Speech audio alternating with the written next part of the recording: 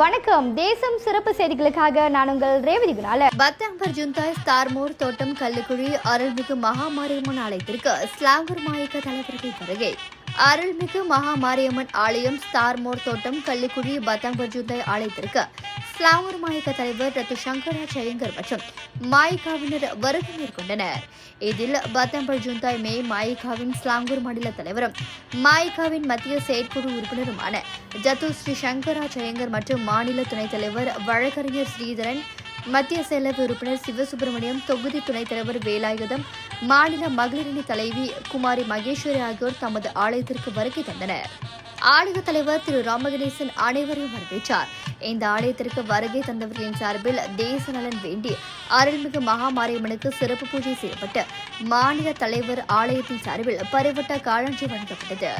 ஆலய தலைவர் ராமகணேசன் பொன்னாடை பொருத்தி மாலை அணிவித்து கௌரவம் செய்தார். தொடர்ந்து வருகை தந்த அனைத்து பிரமுகர்களுக்கும் மாலை மரியாதை செய்யப்பட்டது.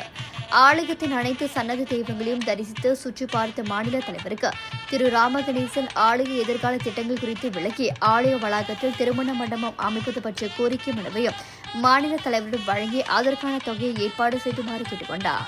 இத்துடன் இன்றைய செய்திகள் நிறைவடைகின்றன. மேலும் பல ஆன்மீக செய்திகளை தெரிந்து கொள்ள தேசம் டிவி மலேசியா யூடியூப், டிக்டாக் மற்றும் இதர சமூக வலைதளங்களை பின்தொடருங்கள். உங்களிடமிருந்து விடைபெறுவது நான் உங்கள் ரேவதி குணாலன். மக்களோடு தேசம், தேசத்தோடு மக்கள். நன்றி, வணக்கம். ஒரு வீட்டுக்கு ஒரு பட்டதாரி எனும் நிலை போய் ஒரு வீட்டுக்கு பல மருத்துவர்களை உருவாக்கும் நடவடிக்கையில் இறங்கியுள்ளது எய்ம்ஸ் பல்கலைக்கழகம்.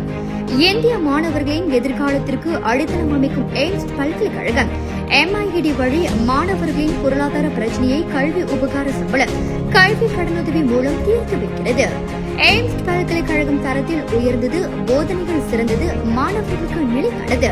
இன்றைய நாடுகள் எய்ம்ஸ் பல்கலைக்கழகம்.